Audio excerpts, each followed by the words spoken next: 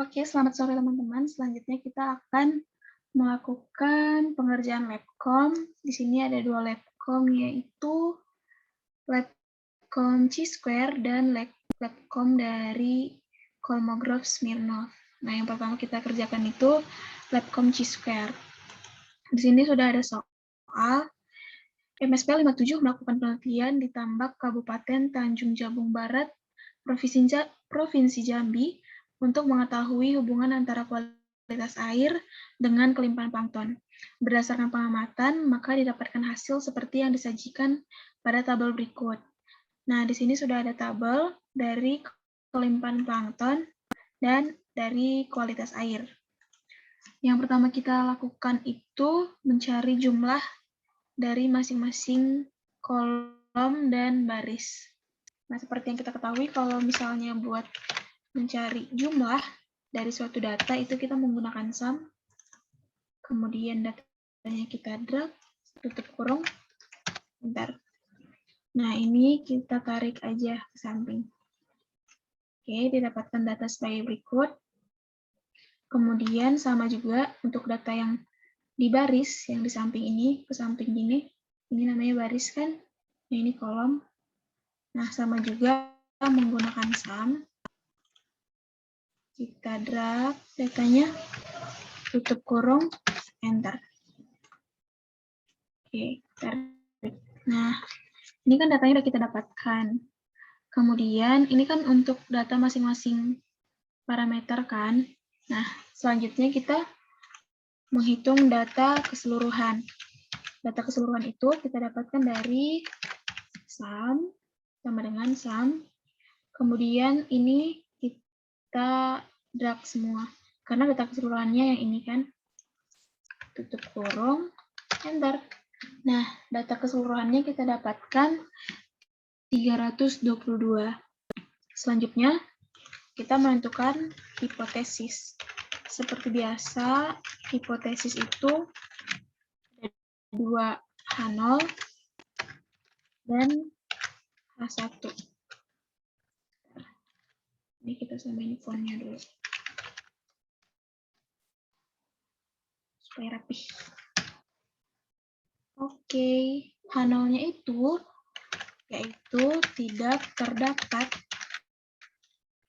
hubungan yang signifikan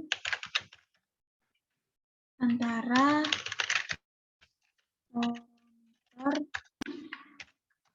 kelimpahan plankton terhadap parameter kualitas air. Nah, untuk H1 ini kan kebalikan dari H0. Jadi kita copy aja biar cepat. Oke, jadi H1-nya terdapat hubungan yang signifikan antara parameter kelimpahan plankton terhadap parameter kualitas air. Kemudian selanjutnya kita menentukan selang kepercayaan. Jadi untuk soal ini kita selang kepercayaannya itu atau SK-nya seperti biasa kita menggunakan SK 95%. Nah, karena SK-nya 95%, maka alfanya itu 0,05. Oke. Nah, setelah menentukan alfa, selanjutnya kita menghitung nilai dari OIJ dan EIJ. Nah, nilai OIJ ini kan nilai dari observasi atau nilai pengamatan. Berarti nilai yang dipakai itu sama aja yang ini. Ya kan? Jadi di sini kita kita tulis seperti tabel yang ada di catatan. Di sini kan ada 5 kolom. Nah, kita juga bikin 5 kolom. 1, 2, 3, 4, 5. Oke. Kemudian di sebelah sini ada OIJ. OIJ berarti O1 sampai O4, karena di sini ada 4, nih 2, 3, 4, berarti sini juga ada 4. O2.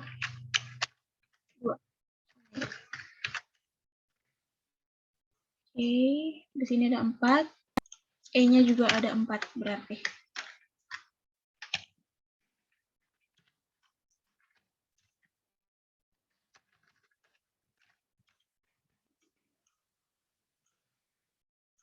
Oke, kita rapihin dulu tabelnya, kita kasih garis top border bottom.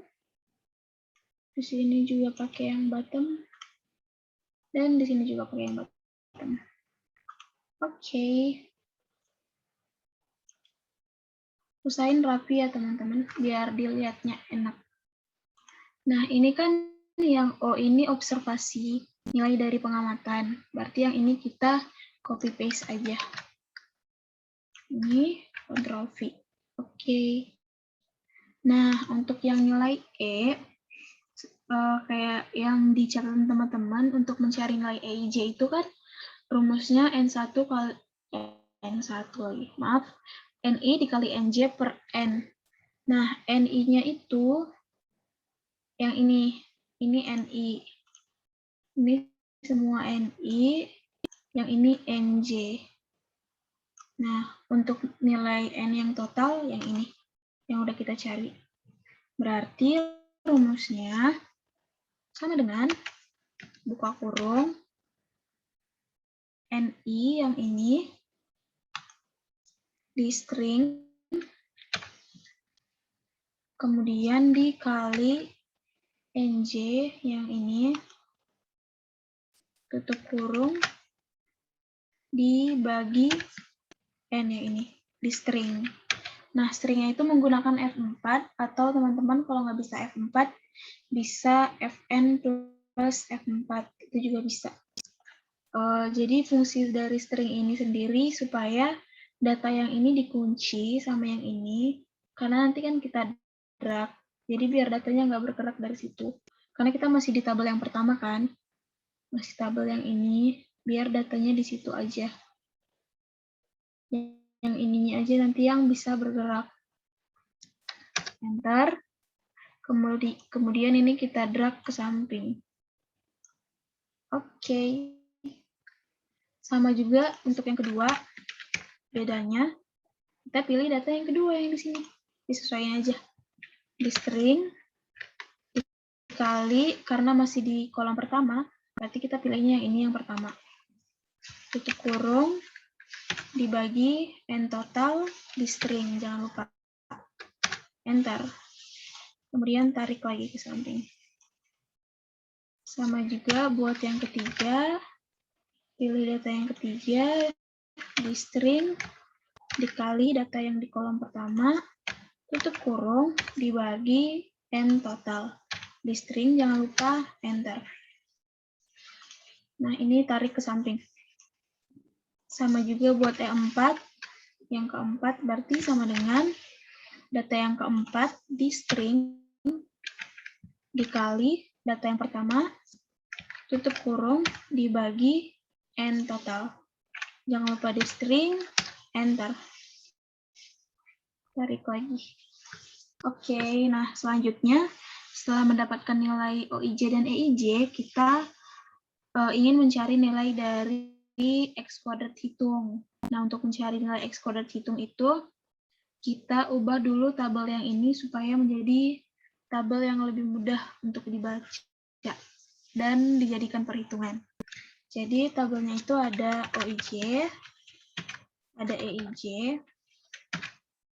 OIJ dikurang EIJ, kemudian OIJ dikurang EIJ kuadrat,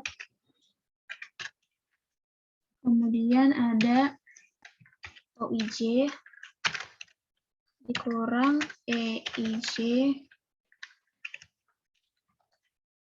kuadrat dibagi E PIJ.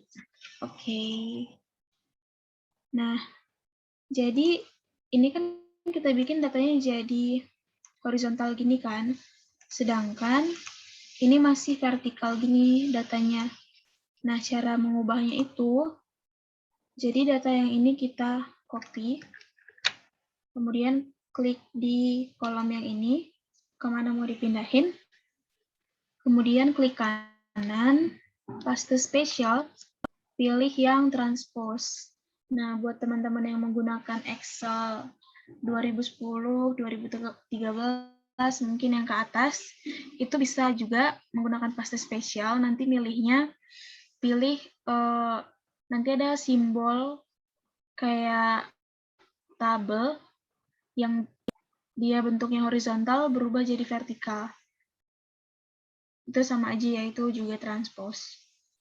Oke. Nah, ini datanya udah jadi vertikal. Tinggal kita rapihin aja. Garisnya kita hilangin. Nah, data yang ini kita pindahin ke sini. Dia itu data yang ini kan, sama kan? Dia udah jadi bentuk horizontal. Nah, ini kita pindahin ke sini. Yang ini juga kita pindahin ke sini. Sama juga buat yang PIJ. Ctrl C, pilih yang ini, klik kanan, paste spesial, pilih yang transpose. Oke. Nah, ini datanya agak error. Sebentar. Ini pilihnya yang value ya. Value baru di transpose. Oke. Nah, kita hilangin garisnya, kemudian dipindahin. Karena dia ke tabel yang lain kan. Jadi kita pindahin dulu. Oke, Oke. Oh ya, ini komanya kita jadiin 4 angka di belakang koma. Oke. Nah, di sini kan yang di atas ini dia nulisnya OIJ kurang EIJ. Berarti sama, kita kurangin aja ini dikurang ini. Sama dengan OIJ dikurang EIJ. Enter. Habis itu di klik 2 kali. Kemudian ini dikuadratin, berarti hasil dari ini kita pangkat 2. Enter. Klik 2 kali. Nah, kemudian untuk yang ini sama, berarti data yang ini, data yang OIJ kurang EIJ kuadrat dibagi EIJ. Enter. Oke. Klik 2 kali. Nah, udah dapat datanya. Ini komanya kita samain dulu ya semua biar rapi. Nah, 4 angka di belakang koma seperti biasa. Ini tabelnya kita rapihin biar enak dilihat. Kasih bottom border, top border, sama bottom lagi. Oke, udah rapi. Nah, ini kan udah didapatkan. Jadi nilai X kuadrat hitung itu kita dapat dari jumlah yang OIJ dikurang EIJ kuadrat per EIJ. Nah, jumlah sama dengan sum dari ini. Nah, teman-teman biar nggak capek ngedrag pakai mouse, ini dia bisa ngeblok datanya sendiri dengan cara kontrol, teman-teman klik, tekan Ctrl Shift Enter. Nah, datanya udah otomatis kedrag kayak gini, biar mudah. Kemudian tutup kurung, Enter. Oke, jadi nilai X kuadrat hitungnya itu yang ini. Nah, Enter. Oke.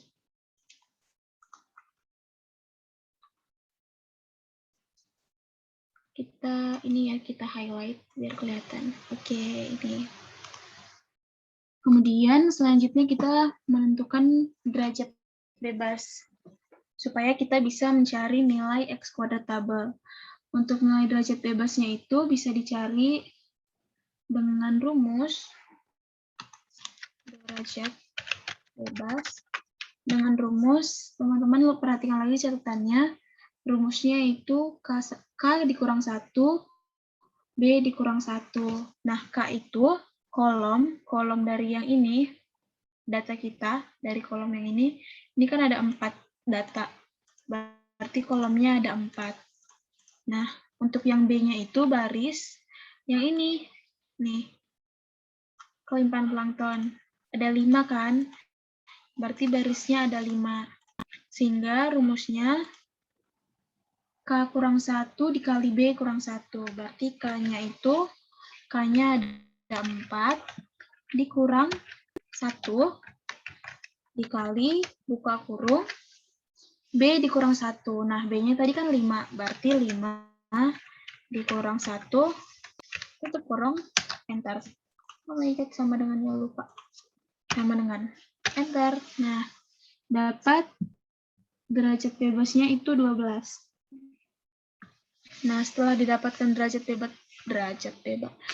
bebasnya 12, kita hitung X kuadrat tabelnya. Nah, ini bisa dari rumus Excel, bisa juga dicari manual. Nah, untuk Excel-nya itu rumusnya sama dengan sin, pilih yang ini. Nah, ini kan udah ada penjelasannya. Ada probability, berarti probability-nya itu, peluangnya itu ada 0,05 yang ini. Ya kan? Nah, probability. Nah, teman-teman perlu perhatikan ini ya. Kalau misalnya di Excel-nya mintanya titik koma, berarti teman-teman bikin titik koma.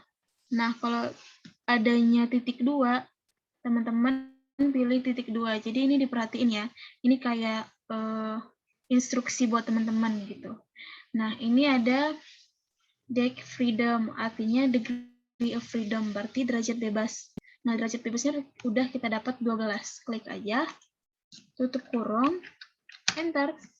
Nah, nilai dari X kuadrat tabelnya udah kita dapat 21,0261. Kita highlight. Selanjutnya, kesimpulan. Kesimpulannya, karena nilai dari X kuadrat hitungnya itu lebih besar dari X kuadrat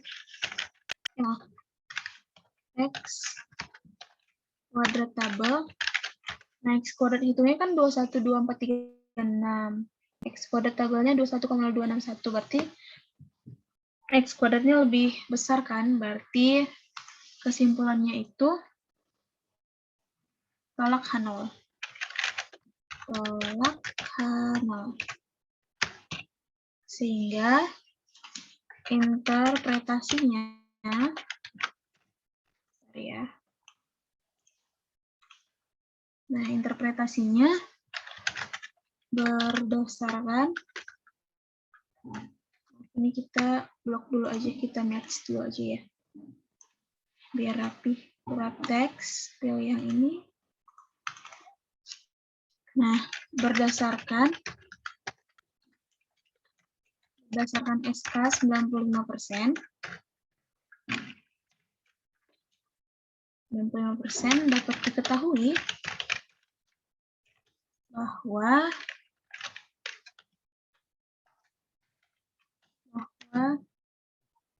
adanya hubungan yang signifikan antara bahan plankton dan kualitas air di tambak Tanjung Jabung Barat Provinsi Jambi. Oke, selesai. Jadi sampai sini ya teman-teman. Berdasarkan SK 95% dapat diketahui bahwa adanya hubungan yang signifikan antara pelimpahan plankton dan kualitas air di tambak Tanjung Jabung Barat, Provinsi Jambi. Oke. Selanjutnya teman-teman nanti mengerjakan yang ini ya. Boleh videonya di-pause dulu buat mengetik soalnya. Sama caranya kayak yang pertama tadi. Oke. Ini latihan buat teman-teman. Kemudian kita lanjut ke Labcom selanjutnya, materi yang selanjutnya. Nah, ini teman-teman boleh pause videonya dulu buat kelihatan nggak sih? Buat ngetik soalnya dulu. Ini ya, soalnya ada 35 data. Itu untuk soal ceritanya. Oke, kita perbesar lagi. Nah, jadi di sini ada soalnya, suatu penelitian dilakukan untuk mengetahui bobot ikan nila yang berada di suatu tambak. Banyaknya sampel yang digunakan itu ada 35 ekor ikan yang diambil secara acak. Berdasarkan pengamatan, didapatkan data sebagai berikut. Nah, dia mintanya tentukanlah menggunakan SK 95% apakah data tersebut berdistribusi normal. Nah, yang pertama kita lakukan itu menghitung nilai rata-rata dan nilai standar deviasi. Oke, rata-rata sama standar deviasi. Oke.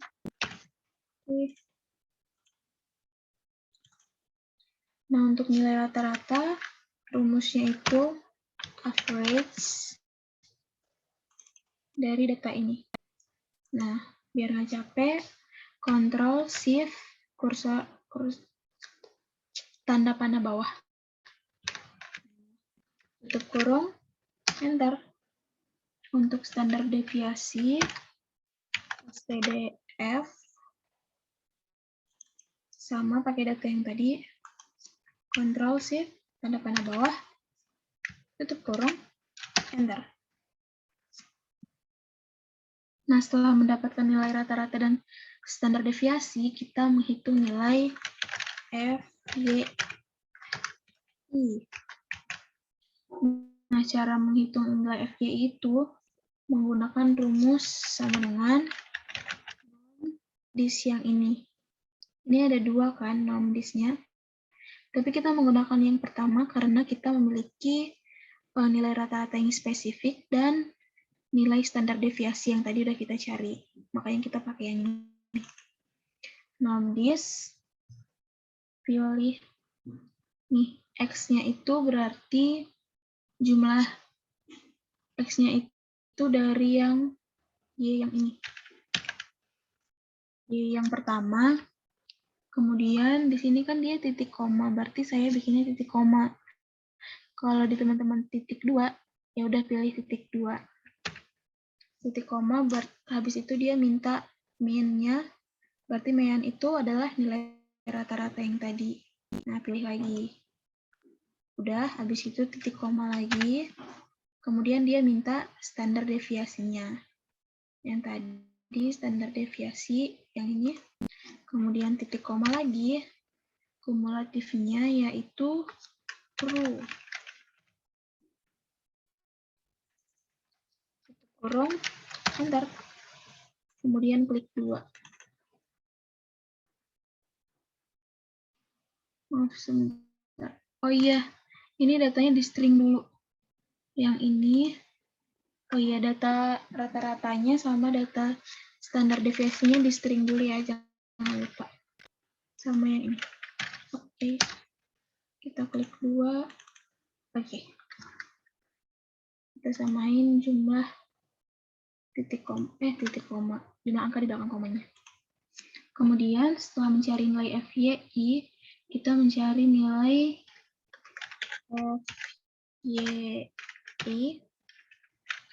FYI dikurang kurung 2 kali I dikurang 1. Tutup kurung dibagi N. Oke. Nah, ini tuh FYI-nya, FYI yang ini, klik yang ini, habis itu dikurang, buka kurung 2 kali, I-nya itu adalah ini nomor urutnya. Pilih yang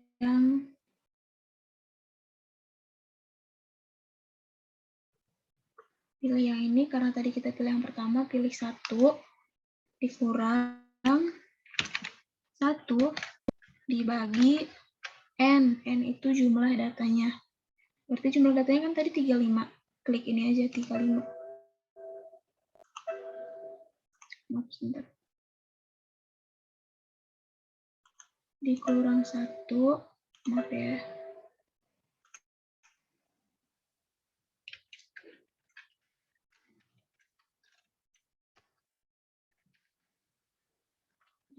Dikurang 1, tutup kurung, dibagi N. Tutup kurung. N-nya jangan lupa di string. Bentar. Kemudian klik 2 kali. Nah, ini komanya kita samain dulu. Di belakangnya jadi 4 angka di belakang koma. Oke, udah. Nah, selanjutnya kita hitung I dibagi N, tutup kurung, dikurang F, Y, I. Nah, I-nya kayak tadi, I-nya itu nomor urutnya yang ini, berarti sama dengan yang ini dibagi jumlah datanya N, jangan lupa di string, tutup kurung, dikurang FYI yang tadi udah kita hitung yang ini. Nah, dikurang FYI. Oke, udah. Habis itu di enter. Kita dapat datanya sebagai berikut. Klik 2 kali. Oke. Kita samain lagi jumlah angka di belakang komanya. Oke, 4 angka di belakang koma. Aman. Ini tabelnya kita rapiin dulu.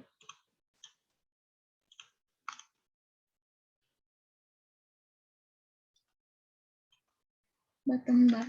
Oke. Nah, setelah menghitung nilai yang ada pada tabel, kita hitung nilai DN-nya. Hitung nilai DN. Nilai DN itu kita dapat dari rumus max. Nah, pilih yang ini dulu. Ctrl Shift Enter. Udah. Kemudian titik koma. Titik koma. Perhatiin ya teman-teman, ini harus diperhatiin. Dia mintanya titik koma atau titik 2. Biar nanti nggak salah. Soalnya tiap laptop itu beda-beda biasanya. Kemudian data yang ini. Ctrl Shift Enter. Oke, datanya udah masuk. Tutup kurung. Enter. Nah, udah didapatkan nilai DN. Kemudian kita menghitung nilai DN alpha. Jadi alpha yang kita gunakan itu adalah 0,05. Jadi nilai DN alpha ini bisa teman-teman dapatkan dengan melihat tabel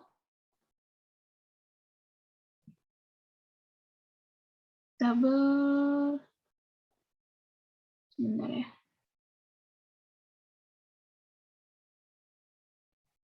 Teman-teman bisa searching tabel nilai kritis uji Kolmogorov-Smirnov. Nah, teman-teman lihat dari situ. Nilai DN alfanya ini didapatkan dari, kita cari dulu N-nya itu ada berapa. Nah, N-nya kan ada 35 di sini kan. Jumlah data 35. Nah, alfanya ada seperti yang biasa kita gunakan 0,05. Nah, nanti di tabelnya bisa dicari, teman-teman lihat di tabelnya, nanti cari angka 35 karena N-nya 35. Kemudian mencari di tabel yang alfanya 0,05. Nah, didapatkan nilainya itu 0,224.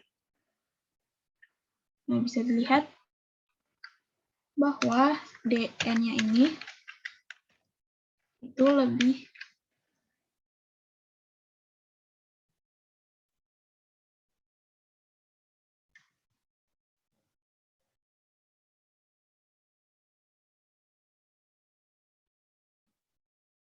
DN-nya ini D-nya lebih kecil dari DN. Jadi kesimpulannya itu kalau misalnya DN lebih kecil daripada DN alfa, gagal tolak H0.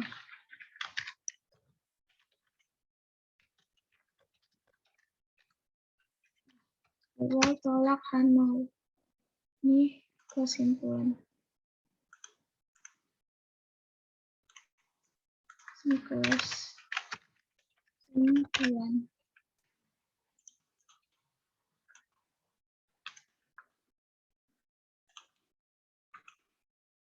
Kemudian untuk interpretasinya,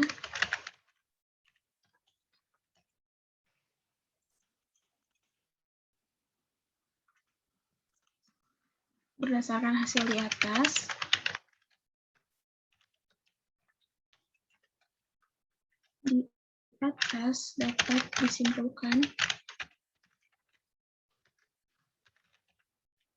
dapat disimpulkan bahwa nilai dari DN itu lebih kecil daripada DN, alfa. Sehingga gagal tolak H0. Yang berarti datanya itu, data yang didapatkan distribusi normal. Oke. Sampai sini udah jelas ya teman-teman. Kalau ada yang mau ditanyakan nanti boleh langsung ditanyakan ke asisten kelompoknya masing-masing. Kemudian untuk Labcom yang ini juga ada teladannya buat teman-teman kerjain sendiri. Nah, ini datanya ada 40. Ini saya pindahin di sini biar teman-teman bisa mudah untuk melihat datanya, untuk diketik sendiri. Nanti teman-teman pindahin ya, samain kayak yang sebelumnya, jadi gini dia datanya. Nah, oke. Ini ya teman-teman, boleh di pause videonya.